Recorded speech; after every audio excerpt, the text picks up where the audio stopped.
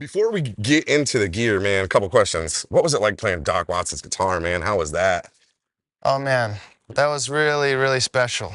I mean, most of y'all know how much Doc Watson means to me, and I grew up on his music and hearing my dad play it and sing it, and so yeah, I was out there at Brian Sutton's flat picking camp Right. in Brevard. Yeah, I watched all the videos. It was Awesome awesome. stuff, dude. It was Awesome. great. I went there as a student, and just sat in on a few classes and hung out.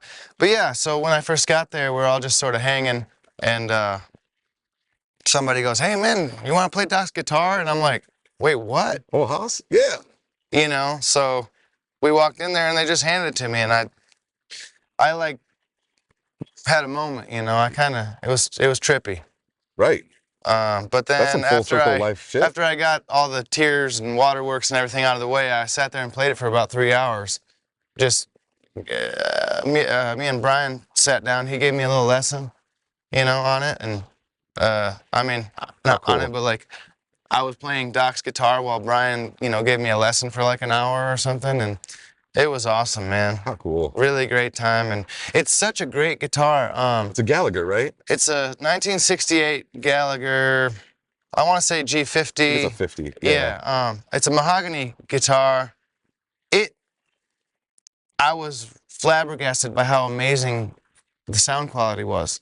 It was like playing an old Martin or something. Loud. What an awesome experience, man. I saw that video. I'm like, you got to be kidding. That is so cool, dude.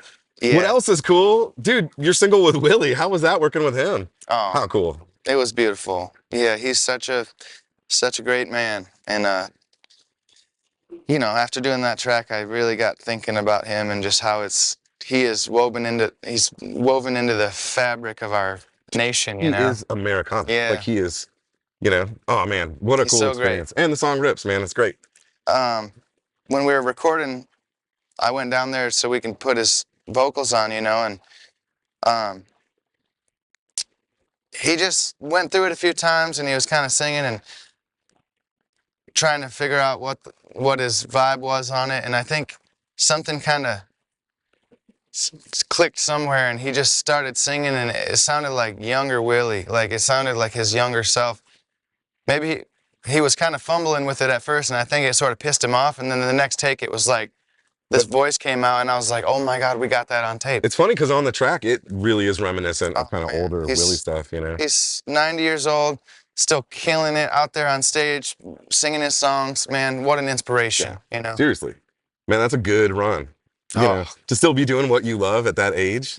Yeah, he says, when Trigger quits, he'll quit. Damn, judging from the looks of Trigger, I hope it has longer than it looks because that thing is beat up. Did you get to play that? I did. How was that? It was amazing. When we were sitting there, like I said, down there in Luck at his studio, we were just kind of sitting there shooting the bull for a second, and Trigger's sitting there, and I asked him, can I strum a chord on it? And he said, yeah, sure. And I started playing it for a while, and I didn't know, and it was plugged into his amp too, so it had like the sound. His sound is like that guitar through that amp, Sure, yeah. But the engineer hit record, so I have, 5 minutes recorded of me playing Trigger just at home on a hard drive somewhere, so it's like, just so I can keep that forever. You can and jack that up, buddy. yeah, That's so cool. I can hear it, and yeah. it's such that guitar, the whole story behind that guitar too is just crazy, Something man. else, man.